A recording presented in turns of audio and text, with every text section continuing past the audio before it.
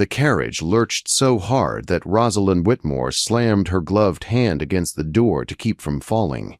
Snow struck the windows in violent sheets, turning the world outside into a white blur. The road beneath them groaned like it might vanish at any moment, swallowed by ice and dark. Across from her, Lord Nathaniel Merrick sat as if nothing at all were wrong. One long leg was crossed neatly over the other. A book rested calmly in his hands. His expression was cool, unreadable, almost bored. Rosalind clenched her teeth.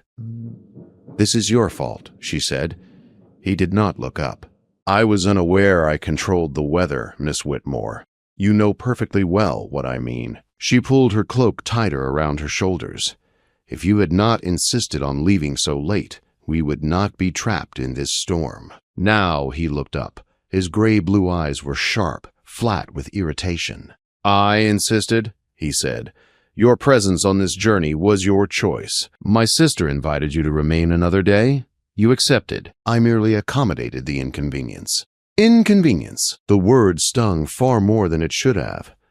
"How gracious of you, my lord," Rosalind said, smiling tightly. "Traveling with your best friend's sister must be such a burden." "It is," he replied without hesitation. The casual cruelty landed like a slap.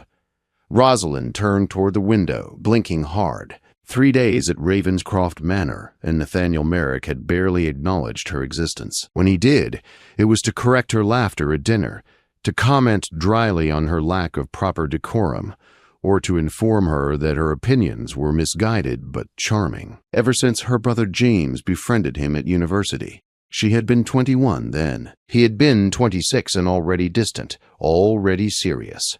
He had looked at her twice. Once to tell her she had ink on her nose. Once to tell her that her dress was unusually loud. She had hated him immediately. The carriage jolted violently. Rosalind gasped as she was thrown sideways. Nathaniel lunged forward, his book flying from his hands as he caught her shoulders before she struck the door. "Careful," he said, his voice tight. For one breathless moment, they were too close. His hands were large and warm even through her cloak. His face was inches from hers. She could see the faint scar along his jaw, the one James had once mentioned, earned in a riding accident when Nathaniel was only 15. "I'm fine," she said quickly, pulling away. He released her at once and retrieved his book from the floor. The carriage slowed. Then it stopped entirely. Voices shouted outside, muffled by wind and snow. Nathaniel opened the door, letting in a blast of freezing air. "What's the problem?" he called. "Road's blocked, my lord," the coachman shouted back. "Tree down." "Snow's getting worse." "How far to Thornwick?" 12 miles, sir." "But we won't make it. We need to stop." Nathaniel's jaw tightened. "Is there an inn nearby?" "The Frost and Thorn." "About a mile back." "Turn around." The door shut. The carriage began its slow, treacherous turn. "We're stopping for the night," Rosalind said quietly. "It appears we have no choice." That word again. Choice. The Frost and Thorn appeared out of the storm like a miracle. A small, aging inn surrounded by thorn bushes heavy with snow. Warm light glowed from the windows. Rosalind had never been so relieved to see civilization. Inside, the common room was chaos. Travelers packed every table. Wet cloaks steamed near the fire. The air smelled of smoke, stew, and damp wool. The innkeeper barely looked up. "Need a room?" Nathaniel stepped forward. "Anything you have." The man consulted a ledger. 1 room left. Single bed. Rosalind's stomach dropped. "1 room?" she repeated. "Take it or leave it," the innkeeper said. Storm caught everyone. Nathaniel reached for his purse. "We'll take it." Rosalind grabbed his arm. "Are you mad?" He looked down at her hand, then at her face. "Would you prefer the stables?" "I would prefer separate rooms." "There aren't any." The innkeeper watched with interest. Nathaniel leaned closer, his voice low. "If you would like to explain to everyone why the future Duke of Ravenscroft is traveling alone with an unmarried woman, be my guest. I assure you that conversation will damage your reputation far more than sharing a room." She hated that he was right. Before she could speak, his tone shifted. Smooth. Polished. "Forgive my fiancée," he said. Rosalind nearly choked. "She's anxious about the storm." The innkeeper smiled. "Soon to be married?" "Bah." "Very soon," Nathaniel replied, taking Rosalind's hand. The lie burned like fire. They were given a key and shown upstairs. The room was painfully small. A narrow bed, a washstand, a cold fireplace. One bed. "You're sleeping on the floor," Rosalind said. "I am not." Then the stables. How romantic. She clenched her fists. "This is your fault. This is your fault.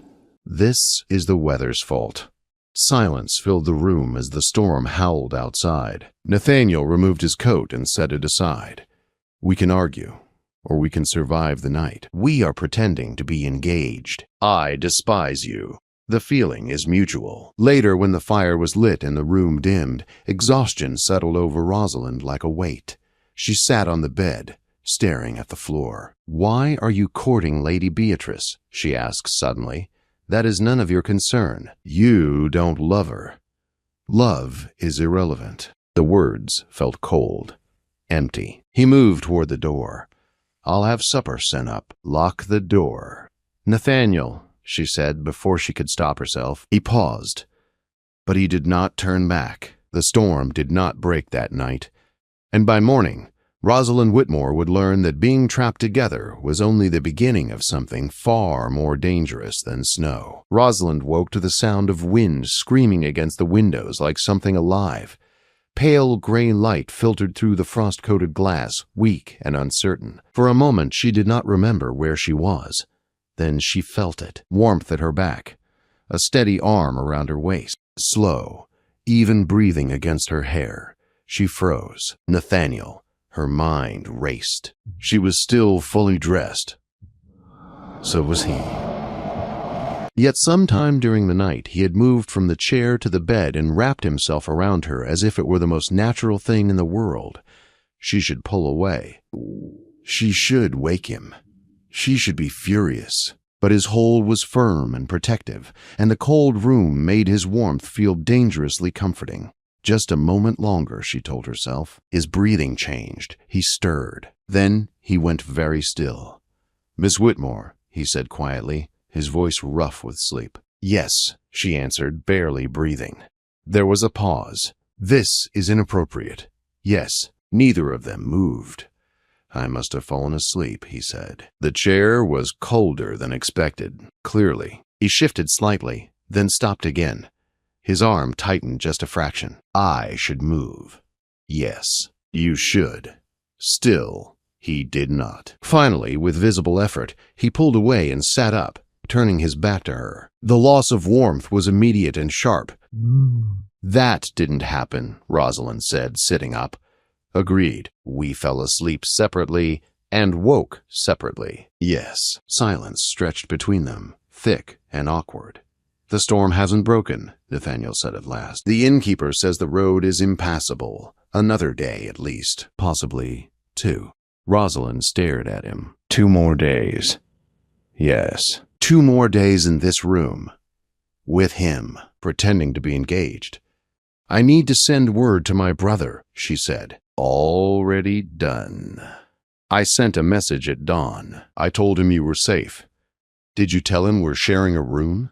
"No." She let out a sharp breath. How thoughtful. He did not rise to the sarcasm. "You should eat. I'll join you downstairs." The common room was crowded and loud, full of stranded travelers complaining about the weather. Rosalind took a seat near the fire, grateful for the warmth. She had barely touched her porridge when a familiar voice spoke her name. "Miss Whitmore?" Her heart dropped. Owen Dalton stood before her, smiling warmly. Blonde hair neatly arranged, even in the storm. Handsome, confident, and completely unprepared to be here. "Mr. Dalton," she said, forcing a smile. "What a surprise," he said. "I didn't expect to find you here. Are you traveling alone?" "No," she said quickly. "I'm with my fiancé." As if summoned by the lie itself, Nathaniel appeared at her side. His hand settled on the back of her chair with quiet possession. "My fiancé," he said smoothly, "Nathan Sterling." Owen blinked. Engaged? Recently, Nathaniel said. Very recently. Well, Owen said slowly, congratulations. Rosalind could feel Nathaniel's fingers tighten slightly. The rest of the meal passed in careful politeness. Nathaniel played his role perfectly. He poured her tea. He listened when she spoke. He smiled at her like a devoted man. It felt like chains. When they returned to their room, Rosalind rounded on him. Why did you do that? Do what? Act like that, she said. Like you were jealous. I was maintaining the fiction. That wasn't acting. He met her gaze. Dalton was looking at you like something unclaimed. I reminded him otherwise. I am not property. I know, he said quietly, but he does not. The words unsettled her more than she wanted to admit. That night, supper was worse. Owen watched them closely, asked questions, tested the edges of their lie. Nathaniel answered each one without hesitation, his hand resting over hers, his voice calm and confident. When Owen excused himself, he caught Rosalind near the stairs. Are you happy? He asked softly. She hesitated. I am engaged, she said. That isn't an answer. Before she could respond, Nathaniel appeared again, his presence sharp. Is there a problem? He asked. No, Owen said smoothly. Just conversation. Nathaniel's eyes were cold. We're retiring. Back in the room, tension filled every corner. He doesn't believe us, Rosalind said. No. He threatened to write to my brother. Nathaniel cursed under his breath. We must be more convincing. How? He looked at her, really looked at her. Silence stretched. That night, Nathaniel took the chair again. The fire burned low. Cold crept in slowly. Hours later, Rosalind woke to movement, felt the bed dip. He was beside her again. You'll freeze, she whispered. I know. So you chose the bed. Yes. She turned to face him. In the darkness, his eyes were searching, conflicted. This is a mistake, she said. I know. He kissed her anyway. It was not gentle. It was desperate, full of restraint breaking and walls falling. Rosalind kissed him back, her hands gripping his coat, her breath stolen. This doesn't change anything, he murmured. I don't care. Neither of them did. Morning came too soon. Sunlight filled the room. The storm had broken. Nathaniel stood by the window, already dressed. The roads are clear, he said. Her chest tightened. Just like that? Yes. What happened last night was a mistake. The words cut deep. And it will not happen again, he continued. We will not speak of it. He left the room before she could respond. Downstairs, Owen watched them closely as they prepared to depart. When the carriage stopped suddenly, the coachman spoke. It's Dalton again, my lord. His horse has gone lame. Nathaniel closed his eyes briefly, then nodded. Let him in. Owen climbed into the carriage, smiling. He spoke easily, asked questions, pressed where it hurt. How soon is the wedding? He asked. Very soon, Nathaniel said firmly. Rosalind stared at him, shocked. Within the month, the lie was growing teeth. As the carriage rolled on, Nathaniel's hand found hers again. This time, he did not let go, and Rosalind realized, with a slow, sinking certainty, that pretending was no longer the most dangerous thing between them. Wanting was. The carriage rolled on in heavy silence after Owen Dalton was set down at the next town. Snow still lined the roads, but the storm had lost its voice. Only the wheels spoke now, steady and relentless, carrying Rosalind closer to home, and farther from everything she did not know how to name. Nathaniel released her hand as if he had just remembered himself. Neither spoke. When the carriage finally turned onto the long drive leading to Whitmore House, Rosalind's heart felt hollow. Home rose ahead of them, solid and warm, a place of safety that now felt like an ending instead of a beginning. James stood on the front steps, his relief visible even from a distance. Rosalind barely had time to step down before he wrapped her in a fierce embrace. Thank God, he said. We were terrified. I'm all right, she replied, though her voice trembled. Just tired. Nathaniel stood back, every inch the controlled gentleman once more. I'll speak with you privately, James said, his tone shifting. Rosalind watched them disappear into the study. The door closed. The sound felt final. Inside the house, warmth surrounded her, but it did nothing to quiet the ache in her chest. Her mother fussed over her. Her father studied her with careful concern, and all the while, Rosalind waited. When James returned, his face was grave. "He told me everything," he said quietly. Her heart dropped. "Everything? About the storm?" "The inn, the engagement lie." He paused. Nothing more. She swallowed. There was nothing more. James studied her, then nodded. "Good, because this already skirts disaster. You'll go to Bath for a time. Let gossip cool." She did not argue. She no longer had the strength. 3 days passed like a blur. Then a letter arrived. It was from Owen Dalton. James read it aloud, his jaw tightening with every line. The implication was clear. Compromise. Rumor. An offer of rescue. Blackmail dressed as concern. That evening, another letter came. This one in Nathaniel's hand. He had ended his courtship. Rosalind read the letter twice, then a third time, her hands shaking. He had broken the alliance. He had chosen honesty over comfort. But he had not chosen her. The next morning, voices rose outside. Rosalind hurried to the garden and froze. Nathaniel stood face to face with Owen Dalton. The air between them was sharp with anger. "You will leave her alone," Nathaniel said coldly. "You have no claim," Owen shot back. "I don't need one to protect her." The exchange ended with Owen retreating, pale and furious. When he was gone, Nathaniel turned and found Rosalind watching. "I heard him at the inn," he admitted quietly. "I hoped I was wrong. You threatened to ruin him." "Yes." "Why?" "Because he would have ruined you." They stood in silence. "I ended the courtship," he said again, as if needing her to hear it aloud. "I know. I'm not free," he continued, "but I couldn't continue lying." She stepped closer. "Do you love me?" The question hung between them. "Yes," he said at last. "I have for years." The words broke something open inside her. "Then fight," she whispered. "Fight for me." His voice shook. "If I do, I may lose everything." "Then lose it," she said, "and choose me." They went inside together. James listened in silence as Nathaniel spoke. When he finished, the room felt impossibly still. "Are you serious?" James asked. "With my life." James turned to Rosalind. "Is this what you want?" "Yes." A long breath left him. "Then you have my permission. Hurt her, and I will end you." Nathaniel bowed his head. "Understood." The scandal was brutal. Whispers followed Rosalind into every room. Nathaniel's father raged.